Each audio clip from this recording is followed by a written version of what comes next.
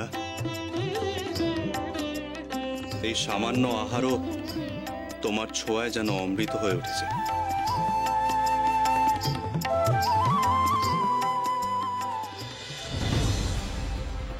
কে কে আটকাচ্ছে আমার মায়া? মহালক্ষ্মী? না না, সে তো এখনো সমাধিস্থ। মা লক্ষ্মী, বসো মা লক্ষ্মী, থাকো মা লক্ষ্মী ঘরে ঘরে। এসো মা লক্ষ্মী, বসো মা লক্ষ্মী, থাকো মা লক্ষ্মী ঘরে ঘরে। গাছে থাকা ফুল ফলার মাঠে সোনার ধান, ও মা গাছে থাকা ফুল ফলার মাঠে সোনার ধান। দুধে ভাতে বেঁচে থাক মা তোমার সন্তান, ও মা তোমার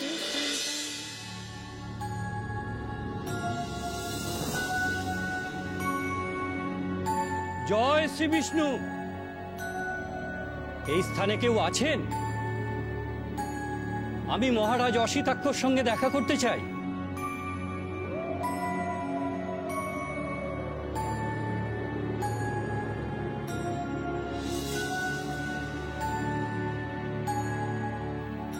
প্রণাম সন্ন্যাসী ঠাকুর। আপনি? প্রণাম হে মহামন্ত্রী। শুনলাম মহারাজ অসিতাক্ষ অসুস্থ। আমি একবার তাকে দেখতে চাই। আশা করি আমি তাকে সুস্থ করে তুলতে পারবো। কি বলছেন সন্ন্যাসী ঠাকুর? তাহলে আমরা আপনার কাছে চিরকৃতজ্ঞ থাকব। আসুন আসুন আসুন সন্ন্যাসী ঠাকুর, আসুন।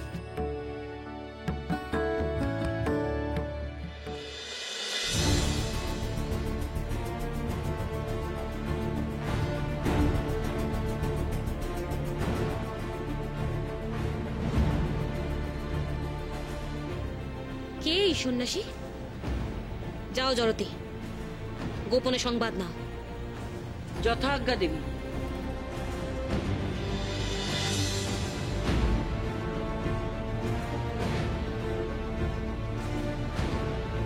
দেবতারা নিশ্চয়ই পরিকল্পনা করেছে আমাকে হারানোর জন্য। সতর্ক থাকতে হবে আমাকে। এই রোগ উপশমের জন্য ইঁদুরের গর্তে যে ধান জমা হয়,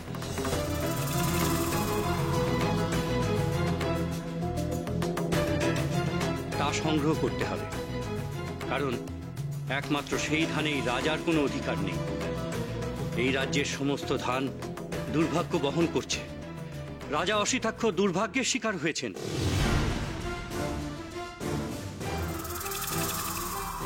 তাঁর সেই দুর্ভাগ্য দূর করতে হবে। সন্ন্যাসী ঠাকুর, আমি এখনই ইঁদুরের গর্ত থেকে ধান সংগ্রহ করার জন্য লোক পাঠাচ্ছি। এখনই এই সংবাদটা দেবীকে দিতে হবে আমার।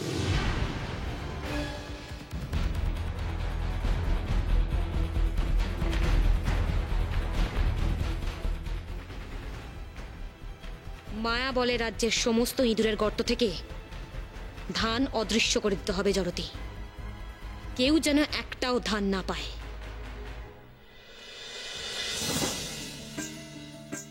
এবার আমাদের পরিকল্পনা সফল হতে বাধ্য। দেবী অলক্ষ্মী রাজা অসিতাক্ষকে সুস্থ করতে ব্যর্থ হবে। সুতরাং মর্তলোকে দেবী অলক্ষ্মীর মহিমা খর্ব হবে। অসিতাক্ষ যদি একবার বুঝতে পারে যে দেবী অলক্ষ্মীর কল্যাণকর কোনো ক্ষমতাই নেই, তিনি তাহলে তার পূজা করা বন্ধ করে দেবেন। আর রাজা অসিতাক্ষ যদি কলস পূজা বন্ধ করে, তাহলে তার অধীনস্থ সমস্ত রাজ্যই তাকে অনুসরণ করবে। সুতরাং এবার আমাদের জয় হবে।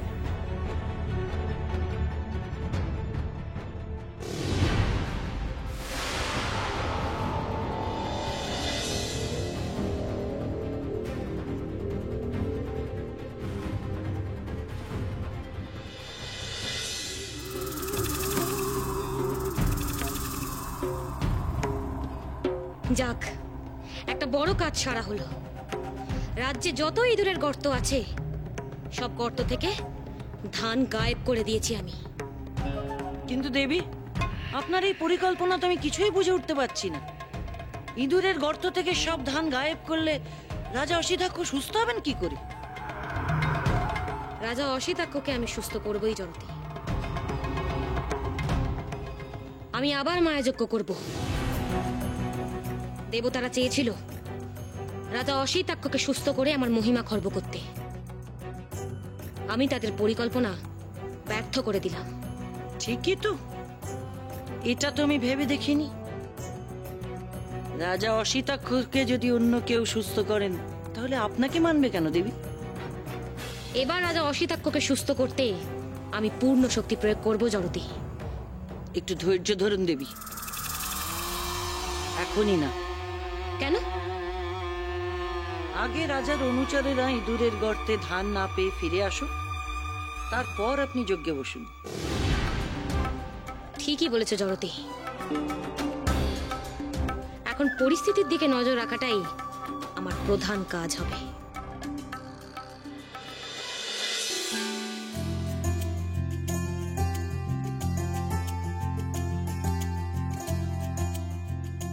ওই তো দেবগুরু বৃহস্পতিও উপস্থিত। দেবগুরু, কি হলো ওখানে? ইঁদুরের গর্ত থেকে ধান সংগ্রহের কথা জানিয়েছি আমি।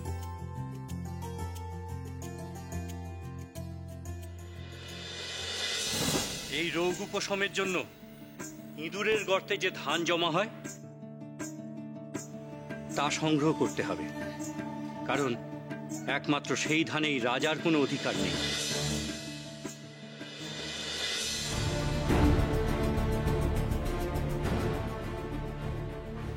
এইবার আমাদের সিদ্ধিদাতা গণেশের সাহায্য নিতে হবে।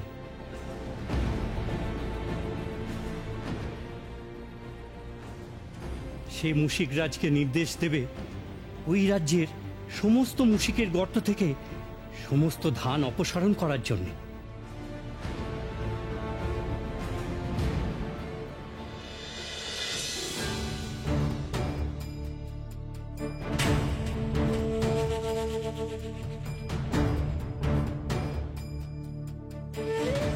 তার আর কোনো প্রয়োজন নেই দেবগুরু।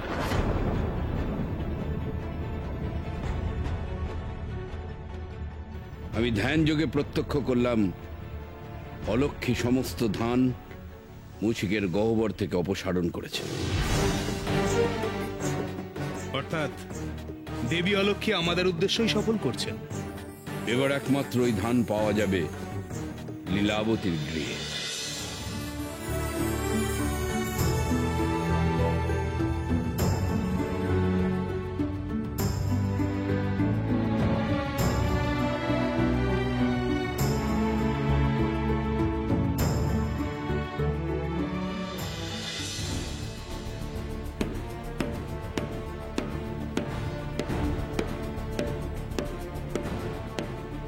শোনো শোনো শোনো শোনো নগরবাসী শোনো, কারোর ঘরে যদি ইঁদুরের গর্তের ধান থেকে থাকে অথবা সেই ধানের সন্ধান থাকে, সে যেন সত্বর মহামন্ত্রীর সঙ্গে যোগাযোগ করেন। মহারাজের আরোগ্যের জন্য এই ধান বিশেষ প্রয়োজন।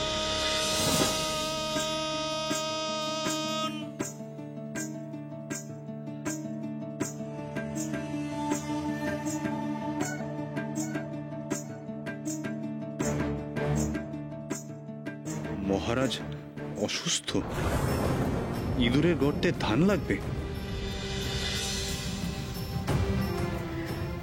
স্বামী, আজ আমি অনেক ধান পেয়েছি।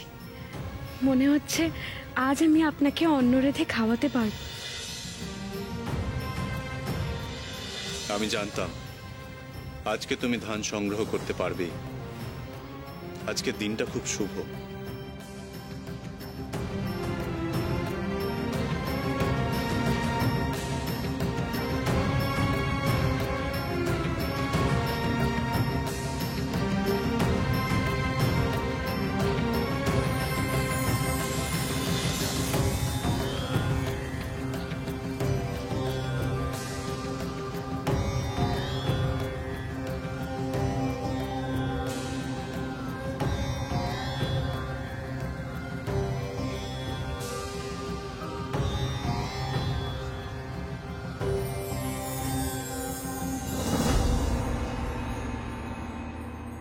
মন্ত্রীমশাই,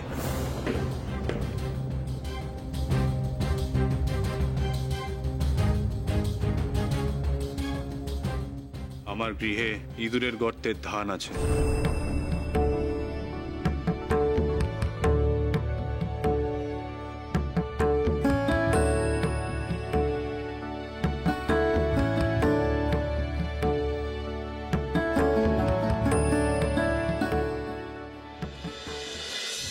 ভিক্ষাং দেহি রাজন।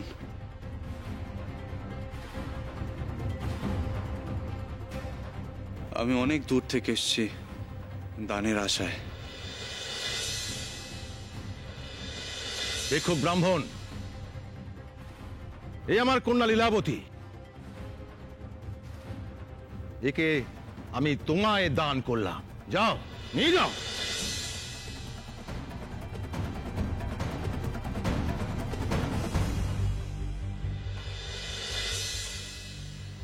বিদায়।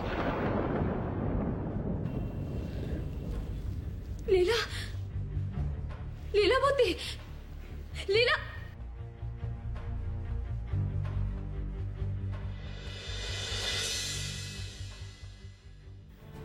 যাও, তোমরা সকলে ফিরে যাও, আমি ধান নিয়েই ফিরবো। যথাজ্ঞা মহামন্ত্রী।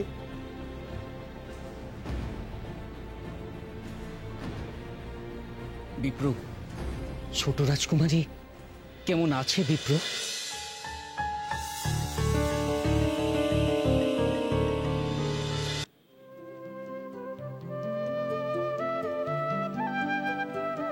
লীলাবতী, লীলা, দেখো আমাদের কুটিরে কে এসছেন। মহামন্ত্রী, আপনি? ছোট রাজকুমারী, মহারাজের এক কঠিন অসুখ হয়েছে। রাজবৈদ্য জবাব দিয়ে দিয়েছেন। কি? হ্যাঁ ছোট রাজকুমারী, মহারাজের শরীরে হঠাৎ এক মারণ রোগ দেখা দিয়েছে।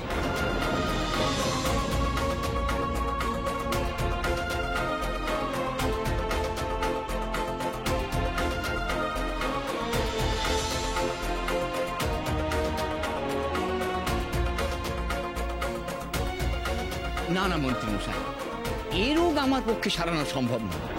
ও হচ্ছে মারণ রোগ।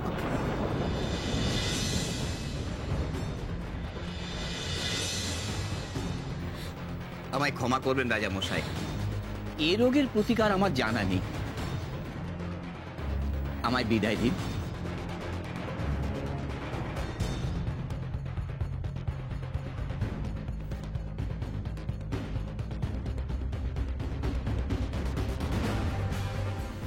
তারপর হঠাৎ একদিন এক সন্ন্যাসী ঠাকুর এলেন রাজভবনে। তিনি বললেন, এই রাজ্যের সমস্ত ধান দুর্ভাগ্য বহন করছে।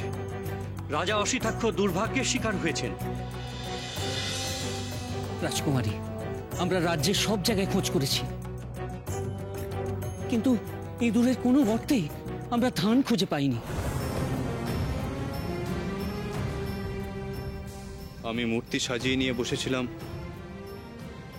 হঠাৎ দেখি কারোর ঘরে যদি ইঁদুরের গর্তের ধান থেকে থাকে অথবা সেই ধানের সন্ধান থাকে, সে যেন সত্বর মহামন্ত্রীর সঙ্গে যোগাযোগ করেন।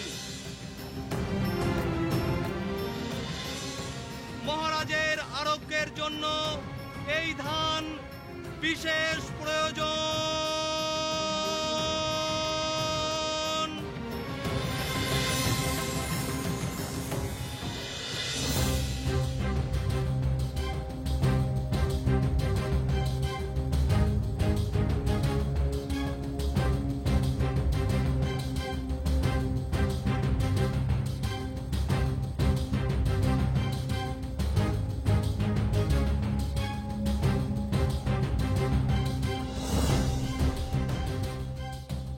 মন্ত্রীমশাই,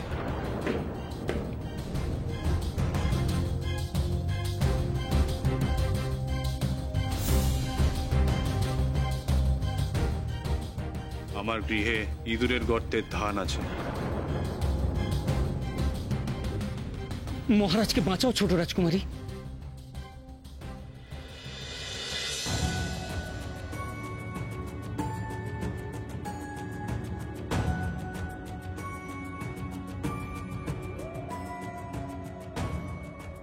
এই নিন মহামন্ত্রী, এই ধান আমি ইঁদুরের গর্ত থেকে সংগ্রহ করেছিলাম, আপনি নিয়েছেন।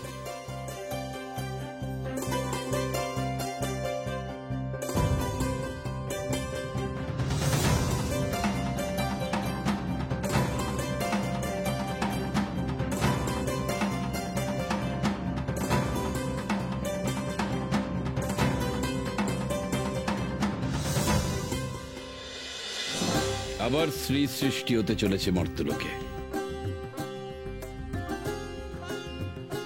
মহালক্ষ্মীর মানবরূপ লীলাবতীর মাধ্যমে শ্রী সৃষ্টি হবে অসিতাক্ষের রাজ্যে। অলক্ষ্মী বারবার এই প্রচেষ্টা ব্যর্থ করতে চেয়েছে, কিন্তু সে নিজেই বারবার ব্যর্থ হয়েছে।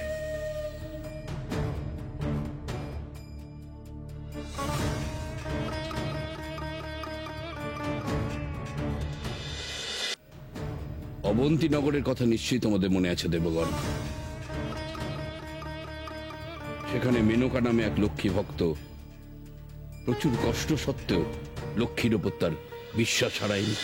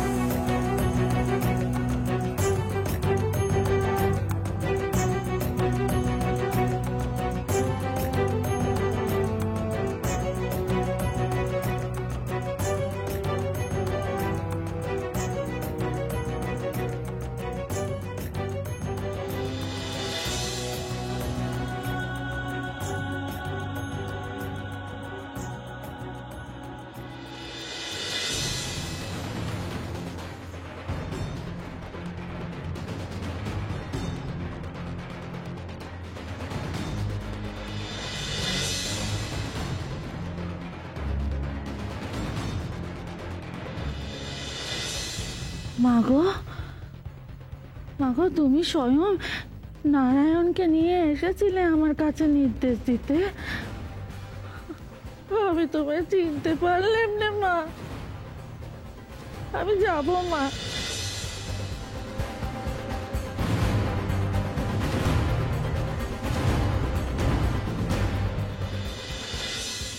ওই তিলফুলের ক্ষেতের গ্রামে আমি যাব, সেখানে গিয়ে আমি নক্ষী বেত পেচার করব, তোমার মহিমে গাইব। আমি যাব গো মা, আমি যাব।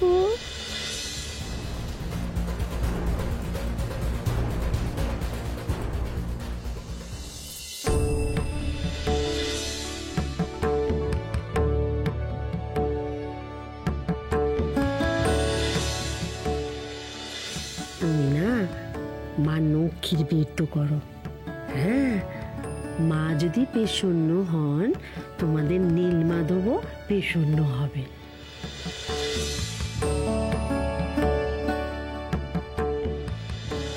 হে প্রজাপতি, এবারও দেবী মহালক্ষ্মী জয় হবে। আশা করি এবার রাজা অসিতাক্ষ প্রকৃত সত্য উপলব্ধি করবে। আগামীকাল কোজাগরী পূর্ণিমা, মহালক্ষ্মীর আবির্ভাব কাল। উপস্থিত দেবগণ, আমি দেবী মহালক্ষ্মীর জাগরণের ব্যবস্থা করছি হে প্রজাপতি। দেবগণ, আপনারা কাল বৈকুণ্ঠে উপস্থিত থাকুন, দেবী লক্ষ্মীর পূজার আয়োজন করুন। আমি সন্ন্যাসী রূপে রাজা অসিতাক্ষকে প্রকৃত সত্য উপলব্ধ করার চেষ্টা করছি।